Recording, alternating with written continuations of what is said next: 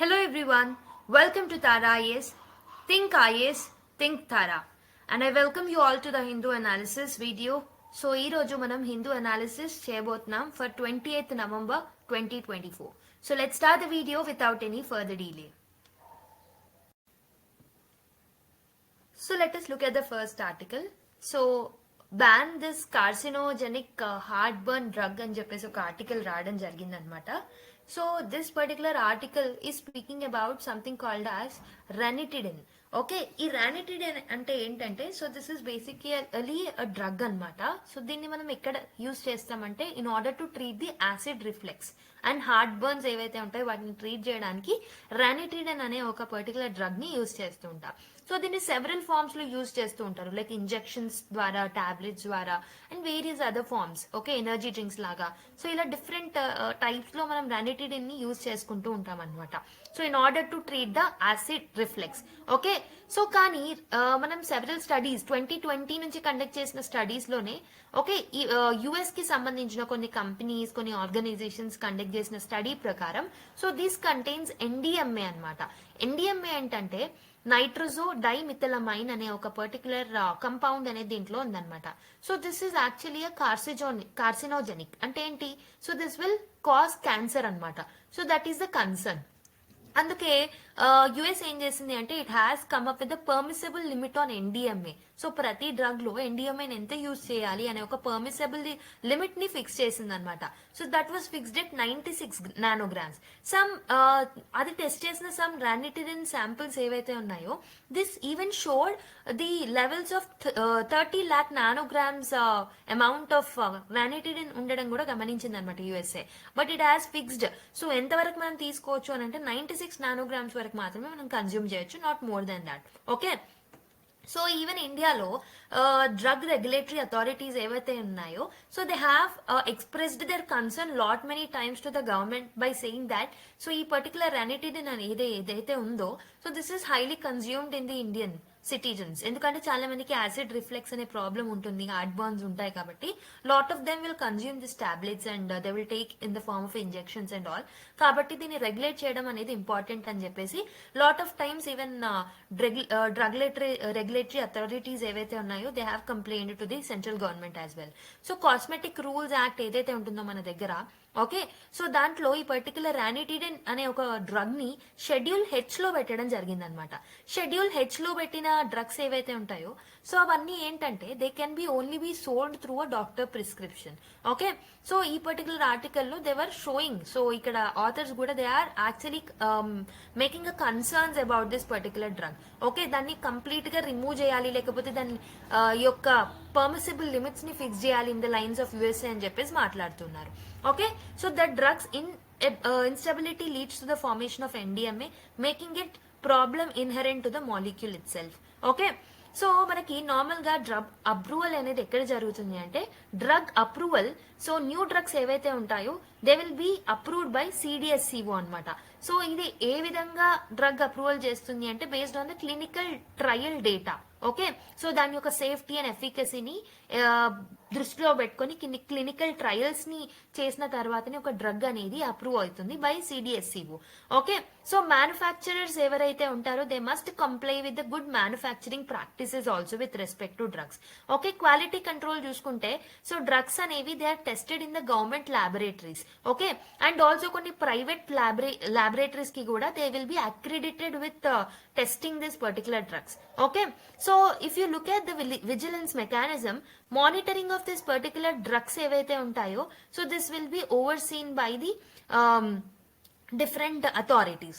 Okay, so pricing and accessibility చూసుకుంటే essential drugs ఏవైతే ఉన్నాయో they are listed and they are subjected to price cap. So essential drugs ని మీద ఒక price cap అనేది కూడా ఫిక్స్ చేస్తారనమాట. So this is how a drug regulation will be done in India. So this is the process. Quality control ఎలా ఉండాలి, okay, vigilance mechanisms, pricing and యాక్సెసిబిలిటీకి అలా ఒక్కొక్క దానికి ఒక్కొక్క మెకానిజం అనేది ఇండియాలో ఉంటుందన్నమాట under drugs and cosmetic rules. Okay, so So there are some key regulations and frameworks and institutions with respect to these cosmetics and drugs అన్నమాట. So drugs and cosmetic act అనేది ఉంటుంది which is which was bought in 1940. So this is a primary legislation. So drug regulation చేసే primary legislation అన్నమాట drugs and cosmetic act అనేది. So ఇదేంటంటే it will govern the import, manufacture, distribution, sale of drugs ఇవన్నిటికి సంబంధించిన regulations అనేది ఈ particular చట్టంలో భాగంగా జరుగుతాయి అన్నమాట. సో ఇందులో మనకి అన్సేఫ్ డ్రగ్స్ ఏవైతే ఉంటాయో దాని బ్యానింగ్ కి సంబంధించి కూడా సర్టన్ ప్రొవిజన్స్ అనేవి ఇంక్లూడ్ అయి ఉంటాయి under section 26A. Okay, and also మనకి రూల్స్ అనేవి కూడా ఉంటాయి. 1945 లో ఈ పర్టికులర్ చట్టంలో భాగంగానే రూల్స్ కూడా తీసుకురావడం జరిగింది. So this will provide detail guide lines on licensing, labelling, manufacturing standards గురించి, క్వాలిటీ కంట్రోల్ గురించి ఆల్ గైడ్ లైన్స్ అనేవి దీంట్లో మెన్షన్ చేసి ఉంటాయి అనమాట. Okay, and also new drugs and clinical trial rules 2019 లో తీసుకొచ్చారు. So it will tell about the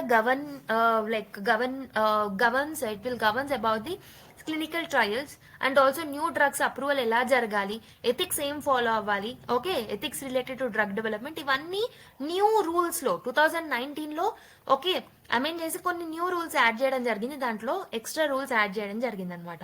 and also pharmacy act 1948 అనేది ఉంటుంది.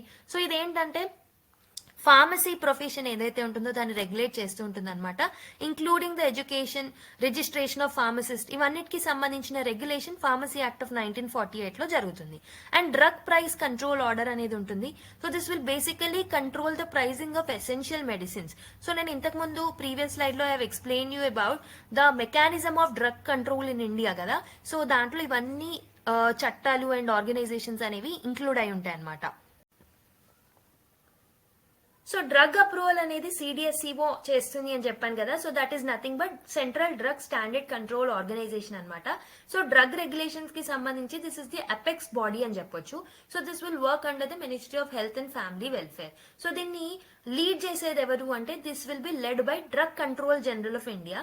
So they are basically responsible for approval of the new drugs. కొత్త drugs ని approve చేయాలన్నా, clinical trials చేయాలన్నా, quality standards import చేసేబడిన drugs ఏవైతే ఉంటాయో కంట్రీలో వాటికి సంబంధించిన క్వాలిటీ చెక్స్ చేయాలన్నా ఈ పర్టికులర్ బాడీ అనేది చేస్తూ ఉంటుంది అనమాట.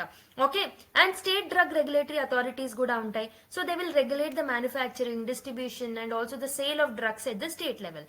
Okay, and also drug manufacturers కి, సెల్లర్స్ కి స్టేట్ లెవెల్లో లైసెన్సెస్ ఇవ్వడం కూడా drug regulatory authority state level ఏవైతే ఉంటాయో వాటి యొక్క పని అనమాట. అండ్ ఆల్సో ఇండియాస్ ఫార్మసీపియా కమిషన్ ఏదైతే ఉంటుందో, so this is also will set the standard for drug quality through the Indian ఫార్మసీపియా అనమాట. Okay, they will provide some analytical methods, ఎలాంటి ఇంప్యూరిటీ స్టాండర్డ్స్ తీసుకురావాలి, ఇవన్నీ దీంట్లో మెన్షన్ చేస్తారు. ఇదే కాకుండా నేషనల్ ఫార్మస్యూటికల్ ప్రైసింగ్ అథారిటీ అనేది ఉంటుంది. ఇదేం చేస్తుంది అని అంటే it will monitor and regulate the drug prices. Okay, so this is about the regulatory institutions. Okay, we have seen the legislations with respect to drug and also the regulatory institutions కూడా చూసాము. So మరి drug regulation కి సంబంధించి ఇండియాలో ఏమేమి challenges ఉన్నాయి. So fragmented regulatory system అనేది ఉంటుంది అనమాట.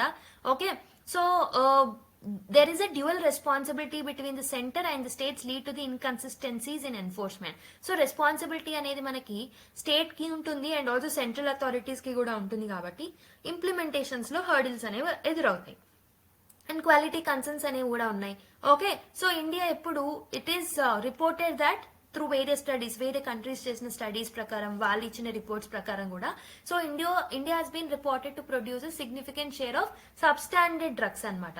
కౌంటర్ఫీట్ డ్రగ్స్ ని, సబ్స్టాండర్డ్ డ్రగ్స్ ని ఇండియా ప్రొడ్యూస్ చేస్తుంది అని చెప్పేసి కూడా చాలా కంప్లైంట్స్ అనేవి డిఫరెంట్ కంట్రీస్ నుంచి చాలా సార్లు వచ్చాయి with respect to cold tablets, cold syrups. Okay, so inadequate infrastructure also. So insufficient testing laboratories ఉండడం, ఇన్స్పెక్టర్స్ కూడా ప్రాపర్ గా లేకపోవడం అనేది కూడా. So there is lack of oversee on the pharmaceutical industry, lack of transparency. Okay, so మనకి drug approvals కి సంబంధించి, banning కి సంబంధించి, ప్రైసింగ్ మెకానిజమ్స్ కి సంబంధించి ప్రాపర్ ట్రాన్స్పరెన్సీ అనేది కూడా లేదనమాట. Okay, so next delayed updated in standards. So updates అనేవి ప్రాపర్ గా రావట్లేదు స్టాండర్డ్ మెకానిజమ్స్ లో. సో ఎలాంటి స్టాండర్డ్ ఫాలో అవ్వాలి అనే దాంట్లో అప్డేట్స్ అనేవి త్వరగా రావట్లేదు అనమాట. ఓకే, సో నెక్స్ట్ ఇంకేంటంటే week pharmaco vigilance under reporting of adverse drug reaction limits the ability to identify and act on the safety issues. So drugs వాడతాం, దానివల్ల ఏమైనా ప్రాబ్లమ్స్ ఫేస్ అయినప్పుడు so citizens has to complaint about that. Okay, so if there is an under reporting also, under reporting ఉన్నప్పుడు vigilance అనేది proper గా జరగదు. Okay, దాని వల్ల ఏమవుతుంది అంటే ప్రాపర్ మెజర్స్ అనేవి ఇమీడియట్ గా తీసుకోలేకపోతారు companies. Next pricing conflicts. Okay, balancing affordability with incentivizing innovation and maintaining profitability for manufacturers is the persistent issue. So ఒకవైపు ఏంటంటే వెల్ఫేర్ దృష్టిలో పెట్టుకొని ప్రైజింగ్ మెకానిజమ్స్ అనేవి ప్రైజెస్ అనేవి తక్కువగా ఉండాలని ఒకవైపు మనం అంటూ ఉంటాం. ఇంకోవైపు ఏంటి, సో డ్రగ్స్ లో ఏదైనా ఇన్నోవేషన్స్ చేయాలంటే చాలా ఖర్చుతో కూరుకున్న పని అనమాట. Okay, if someone has to combine innovate something, they will have that feeling that returns మనకి ఎక్కువగా ఉండాలి అని ఒక ఫీలింగ్ ఎవరికైనా ఉంటుంది. So there will be a persistent issue between this both issues. Okay, issue of cartelization and lobbying in the pharma sector. So pharma sector లో కూడా lot of lobbying అనేది జరుగుతుంది. So that is another important issue. So what recommendations can be done for that? Okay, what we can do is regulatory capacity ni strengthen cheyali. Okay, so CDSCO ki iche funding ఏదైతే ఉంటుందో, personal training ఏదైతే ఉంటుందో దానికి పెంచాలన్నమాట. Even state authorities కి కూడా proper funding అనేది ఇవ్వాలి. So standards ని ఎప్పటికప్పుడు అప్డేట్ చేస్తూ ఉండాలి, టెస్టింగ్ ప్రోటోకాల్స్ ని కూడా అప్డేట్ చేస్తూ ఉండాలన్నమాట. టెస్టింగ్ ల్యాబొరేటరీస్ ని ప్రాపర్ గా ఇన్ఫ్రాస్ట్రక్చర్ ఉందా లేదా అనేది కూడా ఇన్స్పెక్ట్ చేస్తూ ఉండాలి. సెంటర్ స్టేట్ కోఆర్డినేషన్ అనేది ప్రాపర్ గా ఉండేలా చూసుకోవాలి. ఎందుకంటే సెంటర్ కి అథారిటీస్ ఉన్నాయి, స్టేట్ కి కూడా పవర్స్ అండ్ అథారిటీస్ ఉన్నాయి. సో క్లాష్ అనేది రాకుండా ప్రాపర్ కోఆర్డినేషన్ తో వర్క్ చేస్తే బాగుంటది. ట్రాన్స్పరెన్సీ అండ్ అకౌంటబిలిటీని మెయింటైన్ చేయాలి. సో డెసిజన్స్ ఏవైతే తీసుకుంటున్నారో వాటిని ప్రాపర్లీ పబ్లిక్ రివ్యూ కోసం, స్క్రూటినీ కోసం పెట్టాలన్నమాట. క్వాలిటీ కంట్రోల్ కూడా చాలా స్ట్రిక్ట్ గా జరగాలన్నమాట. స్ట్రింజెంట్ పెనాలిటీస్ అనేవి ఇంట్రడ్యూస్ చేయాలి for the manufacturers of substandard drugs and counterfeit medicines. So ఎవరైతే కౌంటర్ఫిట్ మెడిసిన్స్ ని కానీ సబ్స్టాండర్డ్ డ్రగ్స్ ని ప్రొడ్యూస్ చేస్తున్నారో వాళ్ళ మీద ప్రాపర్ పెనాలిటీస్ అనేది ఇంప్లిమెంట్ చేయాలన్నమాట. And there is a need of public awareness also. So we have to educate the public with respect to the risk of counterfeit drugs. Okay, and different vigilance programmes ని కూడా conduct చేయొచ్చు, pharmacovigilance programmes. Okay, so these can be the recommendations that we can actually recommend in our answers in order to improve this particular mechanisms with respect to drug. Okay, so let's see the next article. So next article is about tax cuts may have saved 3 lakh crores for India's corporates. So ఈ particular article రావడం జరిగింది the Hindu news paper లో. So the background of this particular article is, so ఈ article లో ఏం mention చేస్తున్నారు అని అంటే, so this article highlights the impact of corporate tax cuts implemented in India since financial year 2020. So financial year 2019 and 2020 నుంచి several concessional rates అనేవి corporate sector మీద government తీసుకురావడం జరుగుతుంది with respect to tax rates. Okay, tax rates ని cut చేయడం అనేది జరుగుతుంది అనమాట. ఓకే, సో 2019 లో government of India is reduce the corporate tax rate. So 30% నుంచి 22% కి తగ్గించడం జరిగింది for the domestic companies. And also there is a further reduction to 15% ఏవైతే న్యూ మ్యానుఫ్యాక్చరింగ్ కంపెనీస్ ఉంటాయో వాటిలలో ఇంకా ఫర్దర్ రెడ్యూస్ చేయడం జరిగింది అనమాట ఈ కార్పొరేట్ ట్యాక్స్ రేట్ ని. ఓకే, సో బేసిక్ గా దీన్ని ఎందుకు తగ్గించారు అంటే ఇన్వెస్ట్మెంట్ ని బూస్ట్ చేయడానికి, జాబ్స్ క్రియేషన్ లో హెల్ప్ అవుతుంది అని, అండ్ ఆల్సో ఇండియాని గ్లోబలీ కాంపిటేటివ్, ఇండియాలో ఉన్న ఇండస్ట్రీస్ ని గ్లోబలీ కాంపిటేటివ్ గా చేయడానికి ఈ మూవ్ అనేది తీసుకోవడం జరిగింది అనమాట. So as per these articles what are the different like ఏమంటారు, what are the different things that have been observed as part of this article అనేది let's see that. So what are the key findings in the article అని అంటే, corporate tax savings. So almost tax cuts వల్ల 3 లక్షల కోట్లు అనేవి save అయ్యాయి అనమాట by India's largest corporation financial year 2020 నుంచి because of the tax cuts. Okay, combined with other tax concession over the past decade, the savings exceeded 8 lakh crores. So almost మనం last 1 decade లో, past 1 decade లో చూసుకుంటే including all the other tax concessions ఏవైతే ఉన్నాయో ఎంత save చేసుకోగలిగారు corporate sector వాళ్ళు అంటే 8 లక్షల కోట్లు సేవ్ చేసుకోగలరు. Okay, and also if you look at the effective tax rates, so effective tax rates వచ్చేసి for the BSE 500 companies, okay, so చాలా తగ్గిపోయాయి అనమాట. ట్యాక్స్ రేట్ ని చాలా తగ్గించడం జరిగింది. So from 30% or higher, so pre 2019 మనకి 30% కన్నా ఎక్కువగా ట్యాక్స్ రేట్ అనేది ఉంటుండే, కానీ ఫైనాన్షియల్ ఇయర్ 2020కి వచ్చేసరికి ఆల్మోస్ట్ 25% కి ట్యాక్స్ రేట్ ని తగ్గించడం జరిగింది. అండ్ 2022కి వచ్చేసరికి 22% కి తగ్గించడం జరిగింది. So there is a further reduction in the tax rate. Okay, for all BSc listed companies tax వచ్చేసి ఫైనాన్షియల్ ఇయర్ 2023లో 19% ఉండడం జరిగింది. అంటే ట్యాక్స్ రేట్ అనేది తరచుగా ఇయర్ ఆన్ ఇయర్ తగ్గిస్తూ వచ్చారు for corporate sector. Okay, and corporate profit growth versus tax growth. Profit growth మీరు చూసుకుంటే 32% అనేది ఉంది. There is a profit growth of 32% in the last 5 years. Okay, so మనకి ట్యాక్స్ పేమెంట్స్ మాత్రం 18% గ్రో అయ్యాయి అనమాట during the last same period. So growth rate వచ్చేసి 32% in the corporate sector ఉన్నప్పటికీ, ఇన్ కాంట్రాక్ట్స్ ట్యాక్స్ కలెక్షన్ లో, tax payments లో ఎంత growth rate చూసామంటే 18% మాత్రమే చూసామన్నమాట in the same period. Okay, in the last 5 years. So what is the impact on revenue then? So government ఎంత collect చేసుకుంది అంటే 16 లక్షల కోట్లు కార్పొరేట్ ట్యాక్సెస్ ని 2020 నుంచి 24 మధ్యలో కలెక్ట్ చేసుకోవడం జరిగింది, which is far below than the projected 20 lakh crore. సో 20 లక్షల కోట్లు వస్తాయని ఎక్స్పెక్ట్ చేశారు, కానీ ఎంత ట్యాక్స్ కలెక్ట్ చేసుకోగలిగారంటే 16 లక్షల కోట్లు మాత్రమే కలెక్ట్ చేసుకున్నారు. So there is a revenue shortfall of almost 3.3 lakh crores revenue shortfall అనేది జరిగింది because of the corporate tax rate cuts. Okay, so మరి ఈ పర్టికులర్ చేంజెస్ వల్ల what are the economic implications? Positive outcomes ఏమున్నా as per the article. So there is an increase in private investments. So definite గా taxes అనేవి తగ్గుతున్నాయనంటే investments అనేవి automatic గా పెరుగుతాయి, ఎందుకంటే ట్యాక్సెస్ అనేవి తక్కువ ఉంటున్నాయి, మనకు ప్రాఫిట్స్ ఎక్కువగా వస్తాయి, ఎక్కువగా సేవ్ చేసుకోవచ్చు అనే దృష్టిలో ఎక్కువ ఇన్వెస్ట్మెంట్స్ అనేవి పెరుగుతూ ఉంటాయి.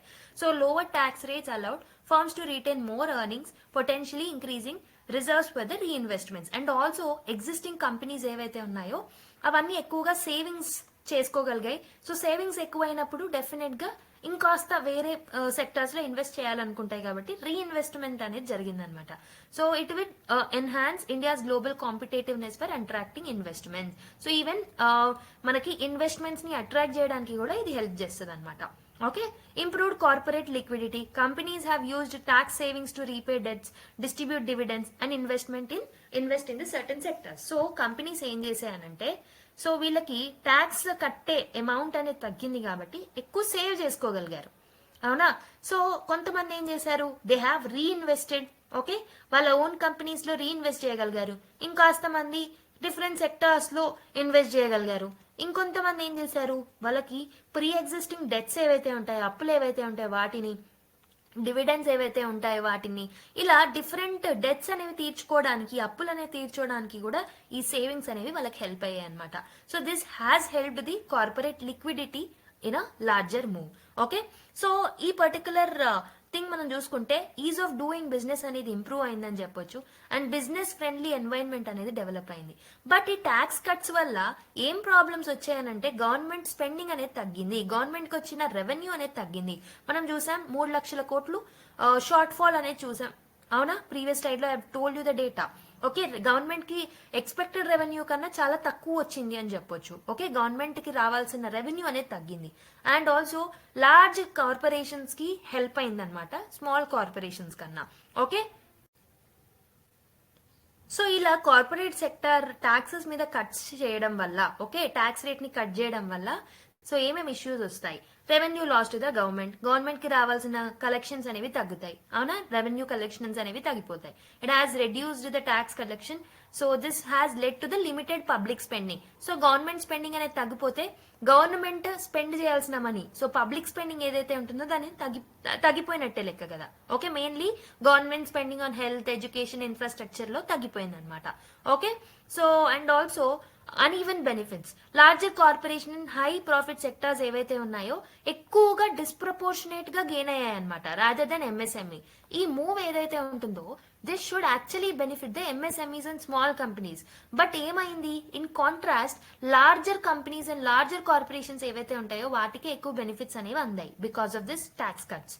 Okay, and also job creation కోసమే కదా, one of the important objective of tax cut is job creation. కానీ we have seen the limited evidence of job creation అనమాట. So the unintended outcomes of boosting employment and economic activity has been less visible particularly during the post pandemic recovery. So COVID తర్వాత మనకి ఈ particular employment sector boom అంటే employment అనేది పెరగలేదు. We have not seen the employment increase in the employment opportunities. Okay, అంటే మనము మన objective అనేది ప్రాపర్ గా ఫుల్ఫిల్ అవ్వలేదనే చెప్పొచ్చు ట్యాక్స్ కట్స్ వల్ల. Next, dependency on concessions. So the policy favours a simpler tax system but raises concerns over long term fiscal sustainability due to declining tax to GDP ratio. So short term లో ఈ particular corporations ఏవైతే ఉంటాయో వాటికి benefit కలిగించిన long term లో tax to GDP ratio ని తగ్గించడంలో okay తగ్గించడం అనేది జరిగింది. ఓకే, లాంగ్ టర్మ్ లో ట్యాక్స్ టు జీడిపి రేషియో అనేది ఆబ్వియస్ గా తగ్గిపోతుంది. దీనివల్ల లాంగ్ టర్మ్ సస్టైనబిలిటీ అనేది మిస్ అవుతుంది అనమాట. Okay, so this is another negative with respect to corporate tax cuts. Okay, so what can be done? Okay, ఏం చేస్తే బాగుంటుంది? Rationalise this tax incentives. So ఏవైతే ట్యాక్స్ ఇన్సెంటివ్స్ ఇస్తున్నారో you have to rationalise them. Okay, targeted tax incentives అనేవి ఇవ్వండి. Okay, so this will help in aligning with the GDP growth objectives also. So introduce sector specific tax benefits. So ఏవైతే critical and crucial sectors ఉంటాయో MSMEs కి and other important sectors ఏవైతే ఉంటాయో industry, so అలాంటి వాటికి tax cuts అనేవి ఇవ్వండి and not to the big corporations ఏవైతే ఉంటాయో వాళ్ళకి ఇవ్వద్దు. So sector specific tax benefits అనేవి ఇవ్వండి. So there should be rationalization of tax incentives and focus should be on public spending as well. So ఏవైతే saved corporate tax revenues ఉన్నాయో so they have to make the public investments అనమాట. So మీరు ఎంతైతే save చేసుకోగలుగుతున్నారో because of this tax cuts వాటిని మీరు public spending లో ఖర్చు చేయండి. So like for example health లో, ఎడ్యుకేషన్ లో, ఆర్ఎల్స్ మీకు కార్పొరేట్ సోషల్ రెస్పాన్సిబిలిటీ ఫండ్ కి మీరు ఇవ్వాలి కదా, దాంట్లో అయినా పెట్టండి ఆ సేవింగ్స్ ని. అలా డిఫరెంట్ ఇంపార్టెంట్ పబ్లిక్ ఇన్వెస్ట్మెంట్స్ లోనే మీరు పెట్టాల్సి ఉంటుంది అనే ఒక రూల్ ని కూడా తీసుకురావచ్చు. Periodic impact assessment, conduct detailed evaluation of tax policy outcomes to monitor it's contribution to investment, job creation and GDP growth. So మనం ఏదైతే ఆబ్జెక్టివ్ తో ఈ ట్యాక్స్ కట్స్ అనేవి చేస్తున్నామో అవి ప్రాపర్ గా ఇంప్లిమెంట్ అవుతున్నాయా లేదా? Is there any GDP growth because of this? Is there any job creation because of this? Is there any increase in investment because of this?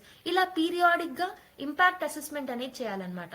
So there should be a proper monitoring and there should be a proper assessment, okay, with respect to whether our objectives have met or not. Okay, and the next thing is balanced approach అనేది ఉండాలి. So tax concessions ఏవైతే ఉన్నాయో they should be accompanied by complementary reforms like labour laws లో reforms తీసుకురావడం, credit, ease of credit ని maximize చేయడం, ఇలాంటి వాటి మీద కూడా మనం మెజర్స్ తీసుకురావాలి. So there should be a balanced approach. Only tax cuts చేస్తామని అంటే మన ఆబ్జెక్టివ్స్ మనం మీట్ అవ్వలేము. There should be certain other measures, okay, in addition to this particular measure should be done in order to reach our objectives or in order to achieve our objectives. Okay, so the next article, so this is about the global plastic treaty anamata. so daniki sambandhinchina negotiations అనేవి జరుగుతున్నాయి Busan లో. So India వచ్చేసి it has proposed for the compensation to meet the cost of the controlling plastics. Plastics control చేయడానికి developed nations technology transfer and financial transfer చేయాలి అని చెప్పేసి India propose చేయడం జరిగింది as part of this negotiations. So let's see what is global plastic treaty, what is this negotiation all about, India proposals ఏమున్నాయనేది ఒకసారి చూద్దాం. So basic గా global plastic treaty యొక్క పర్పస్ ఏంటంటే, so this will help in addressing the entire life cycle of the plastics. So production stage నుంచి disposal stage వరకు so ఏమైతే challenges ఉన్నాయో వాటన్నిటిని అడ్రస్ చేయడానికి మనకి గ్లోబల్ ప్లాస్టిక్ ట్రీటీ అనేది ఉంటుంది అనమాట. సో ప్లాస్టిక్ వేస్ట్ ఏదైతే ఉంటుందో దాని యొక్క రిడక్షన్ కోసం ఇది ఏం చేస్తూ ఉంటుంది. Okay, it is aiming about reducing the plastic waste and environmental and health impacts ఏవైతే ఉంటాయో వాటి రిడక్షన్ లో కూడా ఈ గ్లోబల్ ప్లాస్టిక్ ట్రీటీ అనేది హెల్ప్ చేస్తుంది అనమాట. So what are the key aspect of this plastics treaty అని అంటే కంట్రోల్ మెజర్స్. సో ఇదేం చేస్తుంది, it will include reduction of the plastic production and consumption. So plastic production తగ్గించాలి, కన్జంప్షన్ కూడా తగ్గించాలి అనేది దీని యొక్క basic measure. Okay, next one is sustainability goals. So it will promote the use of biodegradable materials and sustainable alternatives తీసుకురావాలనేది కూడా దీని యొక్క objective. Okay, one of the features. And it want to encourage the collaboration between the nations to combat the plastic pollution. And దీని ద్వారా మనకు ఒక administrative framework అనేది వస్తుంది అనమాట. సో బేసిక్ గా ఈ పర్టికులర్ ప్లాస్టిక్ ట్రీటీ అనేది UNEP, United Nation environment programme ఏదైతే ఉంటుందో దాని కింద నెగోషియేట్ చేయబడుతుంది అనమాట. So 5th intergovernmental negotiation committee ఏదైతే ఉంటుందో సో దాని ద్వారానే ఈ particular global plastic treaty meeting అనేది ఇప్పుడు జరుగుతుంది. ఎక్కడ జరుగుతుంది అంటే బుసాన్, సౌత్ కొరియాలో. ఓకే, సో ఈ పర్టికులర్ ట్రీటీ యొక్క ప్రాసెస్ అనేది ఇట్ ఈస్ ఆన్ గోయింగ్ అనమాట. డిసెంబర్ లో ఫినిష్ అవుతుంది ఇది. ఓకే, సో మరి ఇండియా యొక్క proposals ఏమున్నాయనంటే, so India is a developing country with large petrochemical industry. So ఇండియాలో చాలా పెట్రోకెమికల్ ఇండస్ట్రీస్ ఏవైతే ఉన్నాయో which are producing the plastic. So మా దగ్గర ఇవన్నీ ఉన్నాయి కాబట్టి ఇట్ హ్యాస్ టోల్డ్ దట్ మేము డెవలపింగ్ నేషన్ కూడా కాబట్టి it has highlighted the economic and logistic challenges. So మేము ప్లాస్టిక్ వాడకాన్ని కట్ డౌన్ చేయాలంటే there are some economic challenges that we are facing, logistical challenges కూడా మేము ఫేస్ చేస్తూ ఉన్నాం in order to reach this particular goals, ambitious goals of the treaty. Okay, అందుకే మేము కొన్ని ప్రపోజల్స్ అనేది ఇస్తున్నామని చెప్పేసి ఇండియా చెప్పింది. Compensation for the developing countries. So this is the first proposal that was made. Developing countries ఏవైతే ఉన్నాయో వీటి కంట్రోల్ మెజర్స్ ని అడాప్ట్ చేసుకోవాలి అని అంటే మాకు కొంచెం కంపెన్సేషన్ అనేది రావాలి డెవలప్డ్ నేషన్స్ నుంచి. ఓకే, కంపెన్సేషన్ అంటే ఏంటంటే కామన్ బట్ డిఫరెన్షియేటెడ్ రెస్పాన్సిబిలిటీస్ అనే ఒక కాన్సెప్ట్ ఉంటుంది క్లైమేట్ చేంజ్ కి సంబంధించి. సో అలాంటిదే ఇక్కడ కూడా ఒక కాన్సెప్ట్ తీసుకురండి. Okay, so will actually try to achieve hour targets, but what we need is the compensation. దానికి సంబంధించిన ఫినాన్స్ అనేది మాకు మీ నుంచి కావాలి అని చెప్పేసి ఇండియా ప్రపోజ్ చేయడం జరిగింది. And creation of a dedicated multilateral fund. So ఒక మల్టీలేటరల్ ఫండ్ ని కూడా కొత్తగా తీసుకురావాలి. So this will B and additional and distinct from the existing financial transfer. So financial transfers ప్రస్తుతం ఏవైతే జరుగుతున్నాయో అవి కాకుండా న్యూ మల్టీలేటరల్ ఫండ్ ని ఎస్టాబ్లిష్ చేయండి అపార్ట్ ఫ్రమ్ దిస్. ఓకే, అని చెప్పేసి ఇండియా ప్రపోజ్ చేసింది. So this should be financed by the developing nations అనమాట, డెవలప్డ్ నేషన్స్ అనమాట. ఓకే, డెవలప్డ్ కంట్రీస్ ఏవైతే ఉంటాయో అవి they have to finance this particular fund. Okay, so ఈ పర్టికులర్ ఫండ్ ఏదైతే ఉంటుందో this will help the developing nations. So treaty యొక్క measures ని ఇంప్లిమెంట్ చేయడంలో మాకు హెల్ప్ చేస్తుంది. And for the sustainable plastic production, waste management లో కూడా డెవలపింగ్ నేషన్స్ కి ఈ ట్రీటీలో ఏర్పడ్డ ఈ ఫండ్ అనేది హెల్ప్ చేస్తుంది అని చెప్పేసి మనకి ఇండియా ప్రపోజ్ చేయడం జరిగింది. ఇంకా ఇండియా ఏం ప్రపోజ్ చేసిందంటే టెక్నాలజీ ట్రాన్స్ఫర్ అనమాట. So India is advocated for the technology transfer mechanism. So developed states అనేవి డెవలపింగ్ నేషన్స్ కి టెక్నాలజీ ట్రాన్స్ఫర్ చేయాలి. With that technology with can actually help in controlling the plastic pollution and plastic production ఏదైతే ఉంటుందో దాన్ని మేము తగ్గిస్తాం. కానీ technology transfer developed nations ఇవ్వాలి అని ఇండియా ప్రపోజ్ చేసింది. అండ్ నెక్స్ట్ థింగ్ ఏంటంటే national circumstances and flexibility. So India ఏం స్ట్రెస్ చేస్తుంది అని అంటే so the treaty measures must respect the national circumstances as well. Okay, so మా యొక్క సిచ్యువేషన్స్, మా యొక్క కంట్రీలో ఉన్న సిచ్యువేషన్స్ ని కూడా దృష్టిలో పెట్టుకోవాలి మీరు. సో ఒక నేషన్ ఎంతవరకు ఆ పర్టికులర్ ట్రీటీలో ఉన్న మెజర్స్ ని ఇంప్లిమెంట్ చేసుకుంటుందో అనే ఫ్లెక్సిబిలిటీని చూసి come up with the adaptation in the commitment. So ఆ పర్టికులర్ కంట్రీకే ఇవ్వండి సో టార్గెట్స్ ఫిక్స్ చేసుకోవడంలో. సో సేమ్ లైక్ మనకి క్లైమేట్ చేంజ్ లో ఎన్డీసీ టార్గెట్స్ ఉంటాయి, నేషనలీ డిటర్మైన్డ్ కాంట్రిబ్యూషన్స్ అనేవి ఎట్లయితే ఉంటాయో అలా. So we have to make sure that there should be a flexibility in achieving this particular targets. And there is a definition of plastics. So definition of plastics కూడా తీసుకురావాలి అని చెప్పేసి India request చేయడం జరిగింది, ప్రపోజ్ చేయడం జరిగింది. So it has highlighted that there is a lack of universally accepted definition of plastics. So plastics కి సంబంధించి యూనివర్సలీ యాక్సెప్టెడ్ డెఫినేషన్ ఏం లేదు. అండ్ ప్లాస్టిక్ పాలిమర్స్ అంటే ఏంటో కూడా డెఫినేషన్ లేదు. సో క్లారిటీ అనేది తీసుకురావాలి in order to avoid the confusion అని చెప్పేసి కూడా ఈ పర్టికులర్ ప్లాస్టిక్ ట్రీటీ, ఈ పర్టికులర్ నెగోసియేషన్స్ లో ఇండియా ప్రపోజ్ చేయడం జరిగిందనమాట.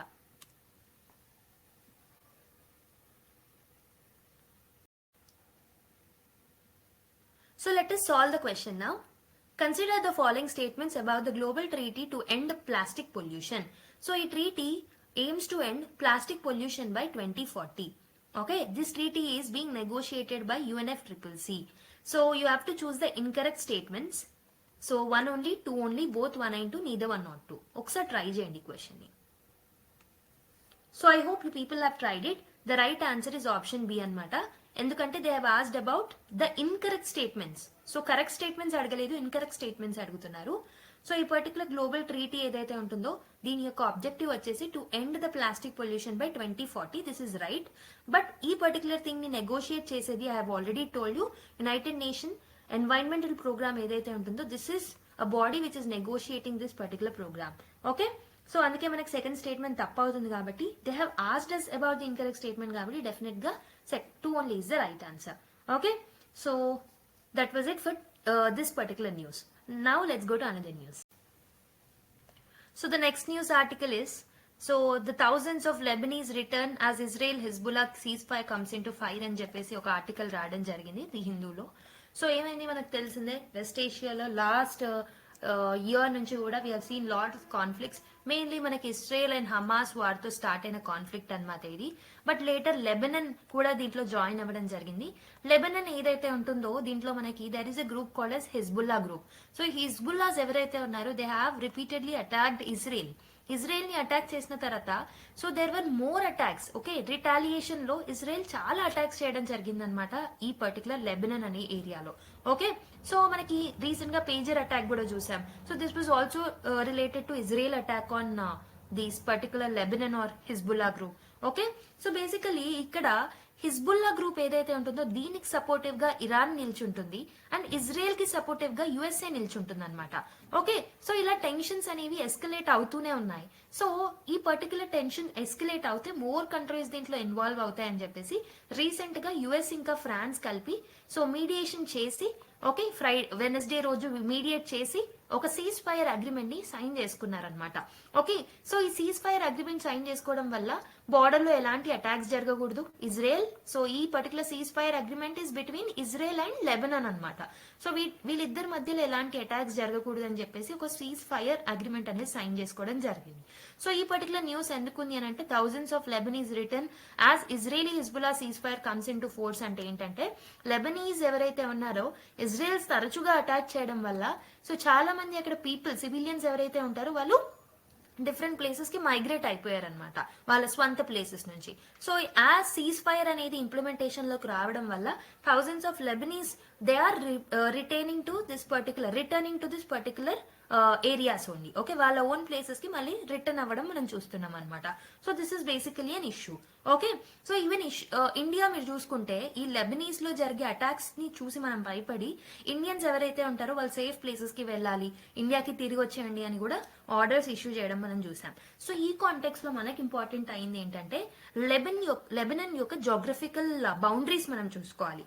లెబనన్ ఏదైతే ఉంటుందో సో దీనికి లెఫ్ట్ సైడ్ లో మెడిటరేనియన్ సీ బౌండరీగా ఉంటుందన్నమాట. And north and eastern side ఏదైతే ఉంటుందో సిరియా కవర్ అవుతుంది. Okay, so Syria is bordered in north and eastern side. So మరి సౌత్ సైడ్ లో ఏముంటుంది అని అంటే Israel is bordering the particular Lebanon in the southern part. Okay, so western side ఏమో Mediterranean, eastern and the northern side ఏమో మనకి Syria అనేది ఉంటుంది and the southern side is covered by Israel అనమాట. ఓకే, సో మనకి Lebanon యొక్క capital ఏంటంటే Beirut. Okay, Beirut or Beirut, okay, whatever it is pronounced as. So ఈ particular Lebanon ఏదైతే ఉందో so this was a fertile land from since centuries. So past నుంచి కూడా it was a fertile land అని చెప్పొచ్చు. దీన్ని మనం cradle of civilisation అని కూడా అనేవాళ్ళు అనమాట. Okay, so it was part of different different groups also. Ottoman empire లో భాగంగా ఉండేది, ఈజిప్షియన్ ఎంపైర్ లో భాగంగా ఉంది, గ్రీక్ ఎంపైర్ లో భాగంగా ఉంది, పర్షియన్ ఎంపైర్ లో భాగంగా, ఇలా డిఫరెంట్ ఎంపైర్స్ లో కూడా ఇది భాగంగా ఉంది. కానీ most of its part was under Ottoman empire. Ottoman empire కిందనే చాలా రోజులు ఉందన్నమాట. సో ఒట్టమన్ ఎంపైర్ కొలాప్స్ అయిన తర్వాత సో ఫ్రాన్స్ కి కాలనీగా మారిపోయింది ఈ పర్టికులర్ లెబనన్. సో ఫ్రాన్స్ కి కాలనీగా మారిపోయిన తర్వాత దీనికి ఇండిపెండెన్స్ ఎప్పుడు వచ్చింది అంటే 1943లో దీనికి ఇండిపెండెన్స్ రావడం అనేది జరిగింది అనమాట. Okay, and other important thing ఏంటంటే ఈ పర్టికులర్ లెబనన్ ఏరియా ఏరియా ఏంటంటే లెబనీస్ మౌంటైన్స్ అనేవి ఉంటాయి అనమాట. సో నాన్ లెబనీస్ మౌంటైన్స్ కూడా ఉంటాయి అనమాట ఈ పర్టికులర్ లెబనన్ అనే ఏరియాలో. సో ఈ Lebanese mountains and non Lebanese mountains మధ్యలో బెకా వ్యాలీ అనేది ఉంటుంది. బెకా వ్యాలీ, సో మీకు యూపీఎస్సీలో క్వశ్చన్స్ అడుగుతారు BECA valley is between what అని చెప్పేసి మిమ్మల్ని ఆప్షన్స్ ఇచ్చి అడగడం జరుగుతుంది అనమాట. సో ఈ కాంటెక్స్ట్ లో ఈ particular Bekaa valley, Lebanese mountains, non Lebanese mountains గురించి గుర్తుపెట్టుకోండి. Okay, so these are certain facts with respect to this news. Okay, so women and child development ministry ఒక రిపోర్ట్ బయటికి రావడం జరిగింది. So it is saying that nearly 2 lakh child marriages అనేవి prevent అయ్యాయంట last year లో. Okay, in year okay.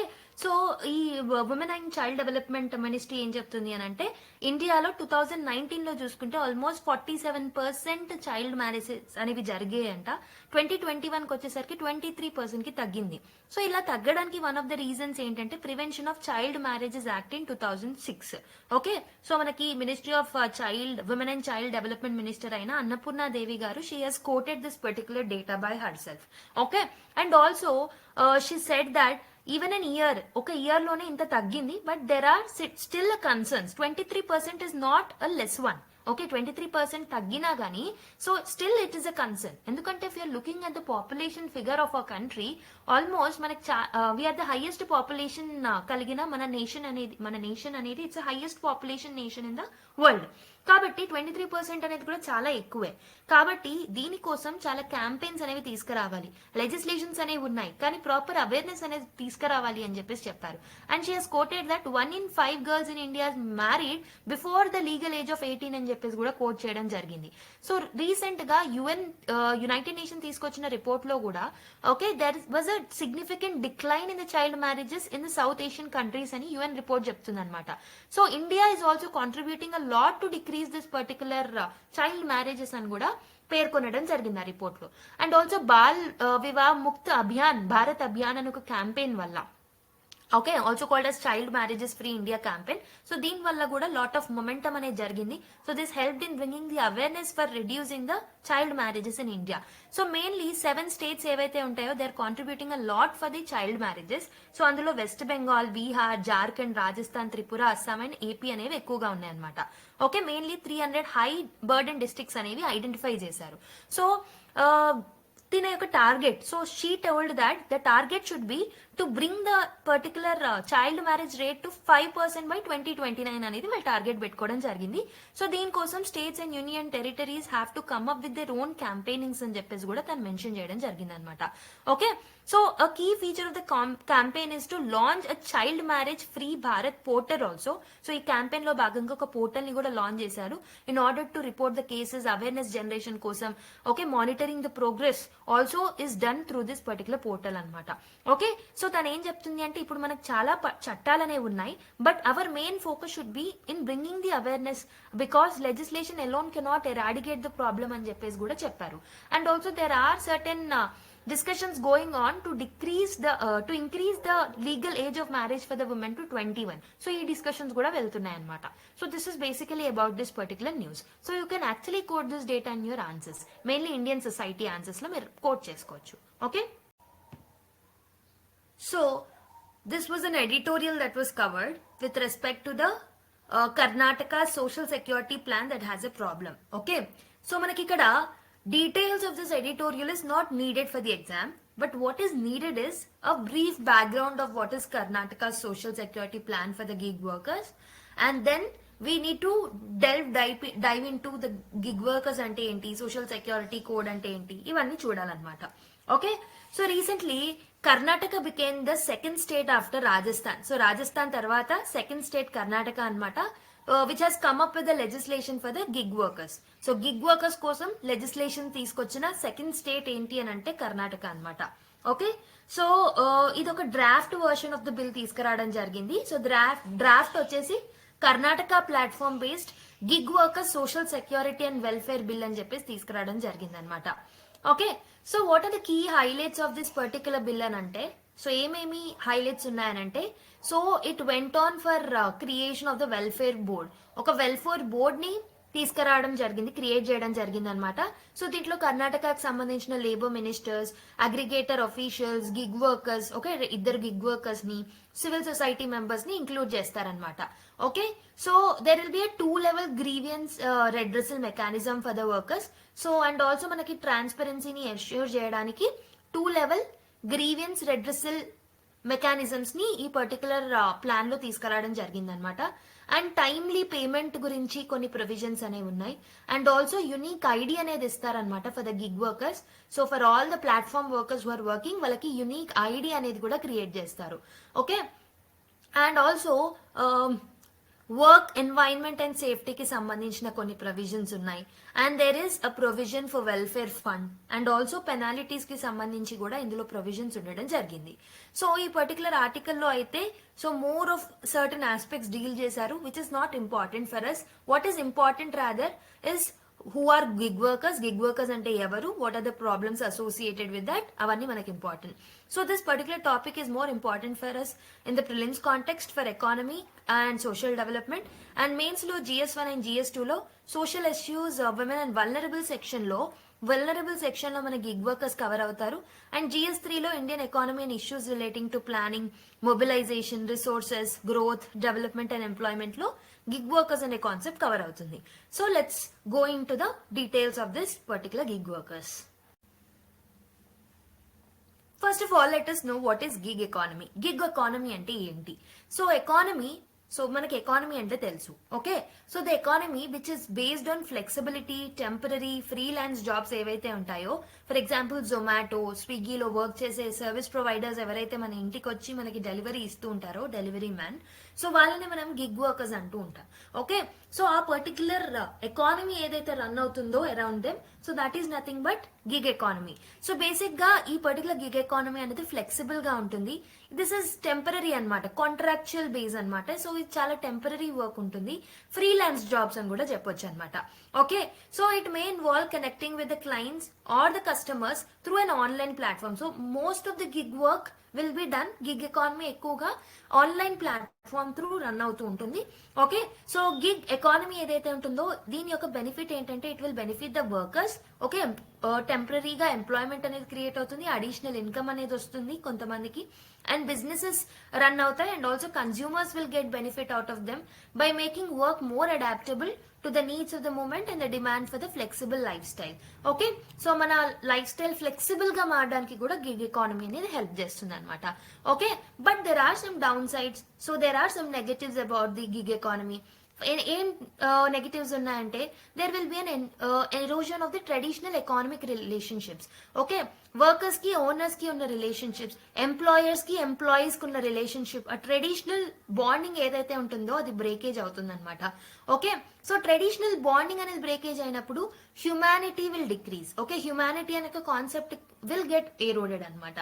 And businesses కి, clients కి ఒక ట్రెడిషనల్ రిలేషన్షిప్ అనేది ఉండదు.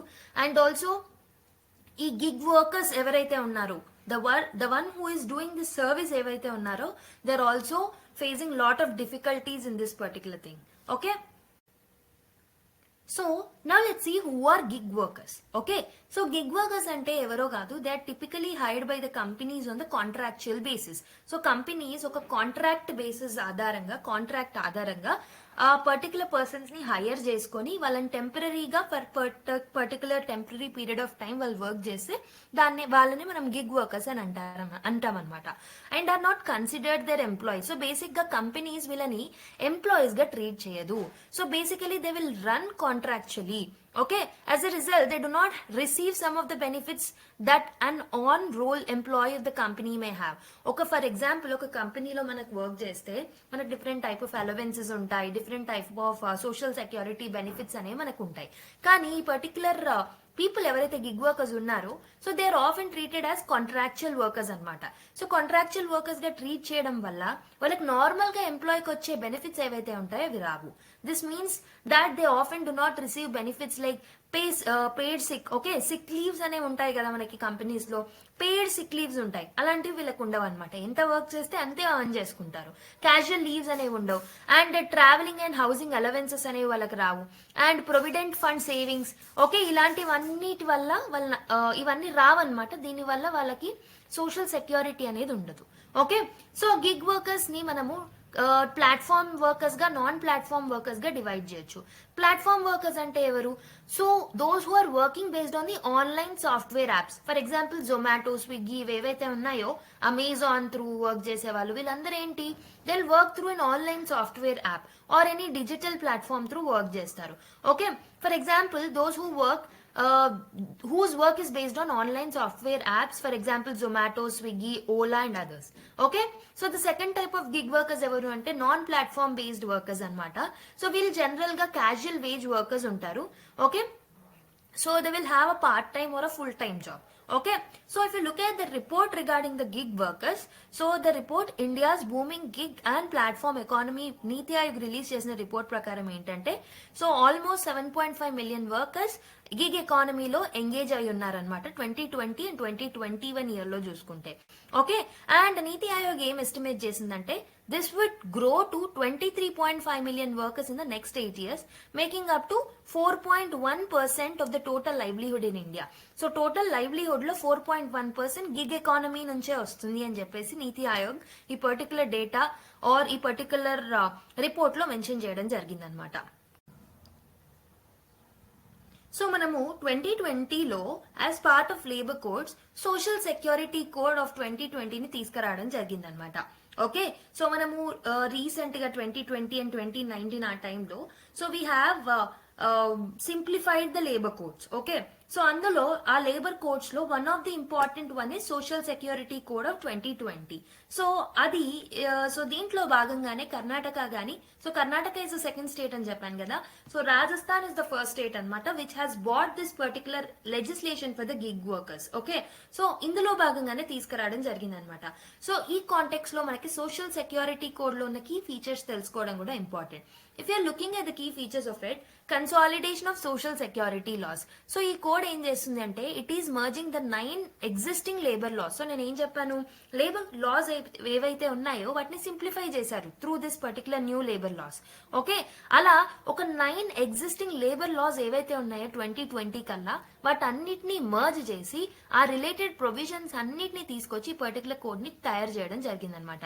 సో దీంట్లో ఏమేమి ఉంటాయి, సోషల్ సెక్యూరిటీ గురించి ఉంటుంది, ప్రొవిడెంట్ ఫండ్ గురించి ఉంటుంది, ఎంప్లాయీస్ స్టేట్ ఇన్సూరెన్స్ గురించి ఉంటుంది, ఓకే, గ్రాట్యుటీ గురించి ఉంటుంది, maternity benefits, welfare schemes for unorganised workers, ఇవన్నీ దీంట్లో ఇంక్లూడ్ అయి ఉంటాయి అనమాట. And also coverage for gig and platform workers. So there is an provision with regards to gig and platform workers also in this particular code.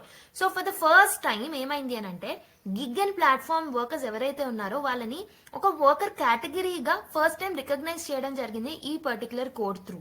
Okay, so దీని వల్ల వాళ్ళకి కొంచెం social security benefits అనేవి అందొచ్చు. Okay, through social security fund.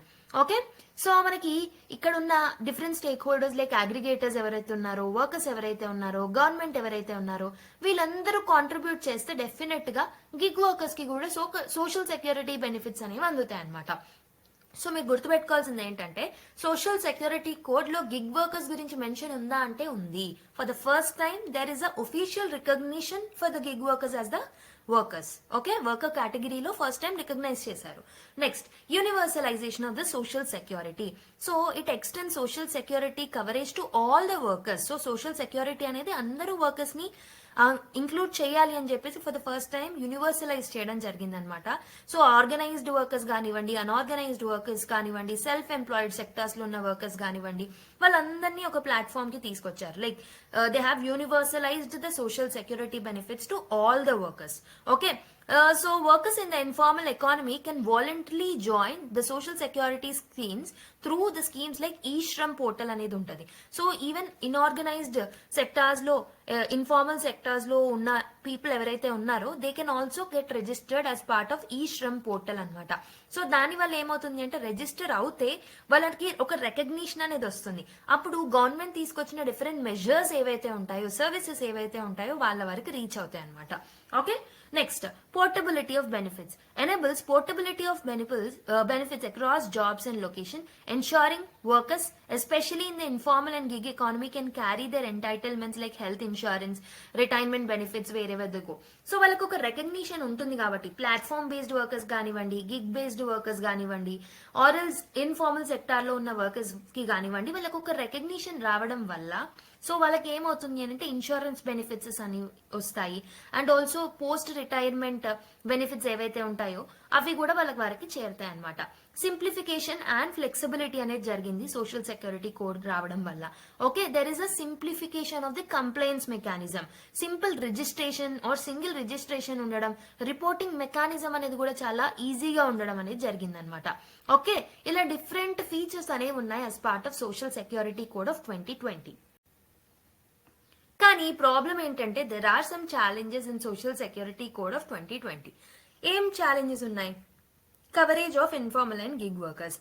So ensuring participation from informal, gig and platform workers is difficult due to lack of formal employee-employer relationships and unclear contribution mechanism. So gig workers గురించి mention ఉంది, informal sectors గురించి mention ఉంది, platform based workers గురించి mention ఉంది దీంట్లో. కానీ problem ఏంటంటే వీళ్ళకి రియల్ గా సోషల్ బెనిఫిట్స్ ఇవ్వడం కష్టం అనమాట. రియల్ టర్మ్స్ లో అందరూ స్టేక్ హోల్డర్స్ ని అప్రోచ్ అవ్వడం, వాళ్ళందరినీ ఈ పర్టికులర్ పాయింట్ కి స్టిక్ ఆన్ అయ్యి ఉండేలా చూసుకోవడం అనేది ఇంపార్టెంట్. కానీ అది ఒక ప్రాబ్లమాటిక్ గా ఉంటుంది. So this will be a problem. Okay, there will be an implementation problem అని చెప్పొచ్చు సింపుల్ గా చెప్పాలంటే. And awareness and digital accessibility. So many workers particularly rural areas లో ఎవరైతే ఉన్నారో వీళ్ళకి ఈ ఎంటైటిల్మెంట్స్ గురించి ప్రాపర్ గా తెలియదు. So they have limited access to the digital platforms as well. So వాళ్ళు ఈ శ్రమ్ పోర్టల్ లాంటివి దాంట్లో రిజిస్ట్రేషన్ చేసుకోవాలి అన్న వాళ్ళలో అవేర్నెస్ జనరేషన్ అనేది ప్రాపర్ గా లేదు. Okay, so that is another problem. Next one is cost burden on employees. So mandated contributions ఉండడం వల్ల, like for example social security benefit అందాలన్నా, పోస్ట్ రిటైర్మెంట్ బెనిఫిట్ అందాలన్నా, ఇన్సూరెన్స్ బెనిఫిట్స్ అందాలన్నా డెఫినెట్ గా employees కూడా కాస్త కాంట్రిబ్యూట్ చేయాల్సి ఉంటుంది అనమాట. Okay, so that is posing a burden on the employers side అని చెప్పొచ్చు. ఓకే,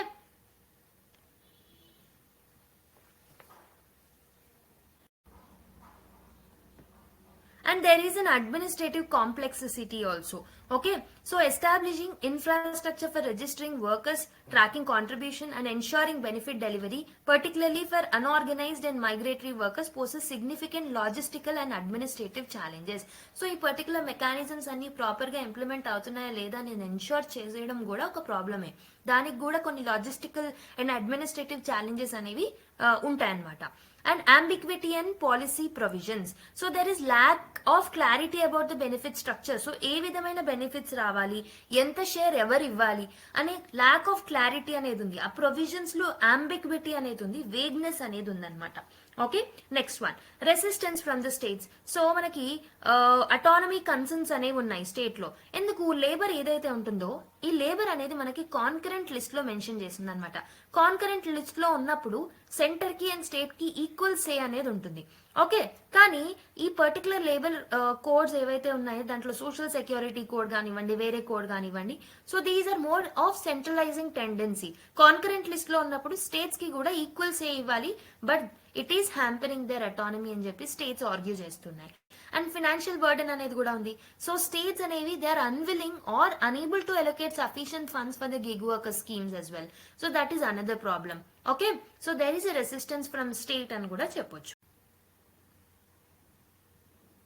మరి ఏం చేస్తే బాగుంటుంది? What should be the way forward? So we have to address the core issue. So the absence of clear definition of employment relationships with in the gig economy is the heart of the issue. So మనము proper గా gig economy అంటే ఏంటి, gig workers అంటే ఏంటి, okay, so దాంట్లో proper definition ని, వేగ్నెస్ అనేది తగ్గించి ప్రాపర్ డెఫినేషన్స్, డైరెక్ట్ డెఫినేషన్స్ తీసుకురావడం అనేది important. Okay, so to genuinely protect gig workers, government must redefine the gig work to acknowledge the role of aggregators as well as employers. So proper definition అనేది తీసుకురావాలి. So ఈ shift ఏదైతే ఉంటుందో it will align with the international precedents such as 2021 ruling by UK supreme court. So UK supreme court తీసుకొచ్చిన judicial rulings ఏవైతే ఉన్నాయో and also దీని వల్ల కలిగిన ఇంటర్నేషనల్ మెకానిజమ్స్ ఏవైతే ఉన్నాయో వాటన్నిటికీ అలైన్ అయి ఉండాలన్నమాట గవర్నమెంట్ కూడా. ఓకే, సో ఈ పర్టికులర్ యూకే సుప్రీం కోర్ట్ ఏం చేసింది అంటే it has recognised Uber as an employer as it drives as workers entitled to labour protection. So Uber worker ఎవరైతే ఉంటారో అతన్ని ఎంప్లాయీగా first time UK government and UK supreme court declare చేయడం జరిగింది. Okay, so అందుకే ఆ పర్టికులర్ డ్రైవర్ ఎవరైతే ఉంటారో he's entitled for all the labour protection. So దీన్ని దృష్టిలో పెట్టుకొని కూడా Indian government has to bring some changes. So establishing a similar recognition in India would enable the inclusion of the gig workers under the existing labour codes. Okay, so దానివల్ల ప్రతి state కూడా they will come up with different legislation. వారి legislation same like Karnataka కానివ్వండి, same like Rajasthan కానివ్వండి, ఈ state లో కూడా gig workers కి సంబంధించి some or the other legislation అనేది తీసుకురావడం అనేది కూడా important. Next stakeholders collaboration అనేది ఉండాలి.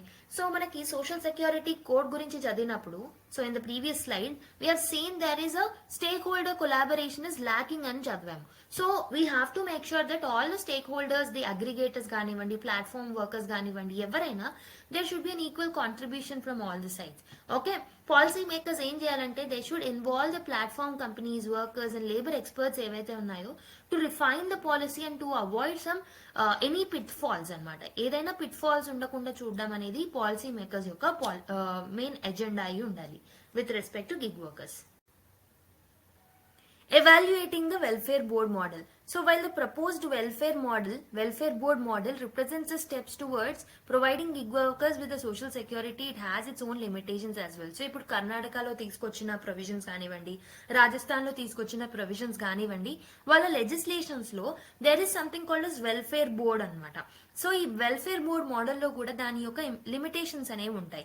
So past experience with similar models such as those created for the construction workers reveal that they have been inefficient in providing adequate protection. So మనకి past లో ఏవైతే construction workers కోసం welfare boards ని తీసుకొచ్చామో అవి namesake మాత్రమే ఉన్నాయన్నమాట. So they were not implementing and they were not taking an adequate measures to protect the construction workers. So past experiences బట్టి చూస్తే వెల్ఫేర్ బోర్డ్ మోడల్ ఏదైతే ఉంటుందో, so this will be an ultimate failure అని చెప్పొచ్చు. Okay, so despite working for formal employees, construction workers often remain classified as informal, resulting in subpar coverage. Thus, merely establishing a welfare board for gig workers may not fully address the systemic issues unless the employment relationship is made explicit and aggregators are held accountable as employees. So, ఎవరైతే different aggregators ఉన్నారు, so వాళ్ళకి employee అనే status ఇవ్వడం ఒకటే important thing అనమాట. So ఒక welfare board establish చేయడం వల్ల ప్రాబ్లమ్స్ సార్ట్ అవుట్ అవుతాయంటే అవ్వవు. Okay, so we have to ensure that employee employer relationship ఏదైతే ఉంటుందో ఇది ప్రాపర్ గా మెయింటైన్ అవ్వాలి. ఖచ్చితంగా ఇలా ఉండాలి అనేది కొన్ని రూల్స్ అనేవి తీసుకురావాలి. So that it will help in making sure that gig workers are not exploited. Okay, so proposed solution. So ఈ ఆర్టికల్లో మనం చూసిన ఈ పర్టికులర్ హిందూ ఆర్టికల్లో కూడా, సో ఈ article is advocating for a fixed cess rate అనమాట. సో సెస్ రేట్ ఏదైతే ఉంటుందో దాన్ని కూడా ఫిక్స్ చేసి పెట్టాలి. For example 5% per transaction. So ఏం చేస్తున్నారు అంటే, I have told you about welfare fund కదా. ఓకే, సో ఈ పర్టికులర్ చట్టం లెజిస్లేషన్ ద్వారా వెల్ఫేర్ ఫండ్ ని ఎస్టాబ్లిష్ చేస్తున్నారు. సో దాంట్లో దానికి వెళ్ళే మనీ ఏదైతే ఉంటుందో, so this will be a part of cess అనమాట. సెస్ చార్జెస్ ని కలెక్ట్ చేసి దాంట్లో ఇంక్లూడ్ చేస్తారు. సో ఈ ఆర్టికల్ ఏం అడ్వకేట్ చేస్తున్నారు అంటే, ఒక ఫిక్స్డ్ సెస్ రేట్ ని ఇంక్లూడ్ చేయండి. Okay, so which are directly tied to payments made to the workers, removing the constraints of turnover based calculations. Okay, so basic గా ఏంటంటే ఫిక్స్డ్ సెస్ రేట్ అనేది mention చేస్తే, so that will help in ensuring that the social security benefits are reaching to them. Okay, so based on that article ఈ UPSC mains question ని solve చేయడానికి try చేయండి. And ఇక్కడ ఏంటంటే article కన్నా ఎక్కువగా there is a different point of view in this particular question. So ఏంటంటే examine the role of gig economy in the process of empowerment of women in India అని అడుగుతున్నారు. Try attempting this particular question. Okay, so with this particular article we have finished this particular video. So మీకు video కనుక నచ్చినట్టయితే, if you feel that this video has benefited you and it has added some value to your knowledge base, then definitely like చేయడం మర్చిపోద్దు and subscribe the channel and also click the notification bell icon if you are the first time viewer of this particular channel, and also give your feedback through the comment box. Next class లో మళ్ళీ కలుద్దాం. Until then, take care, bye bye and keep smiling.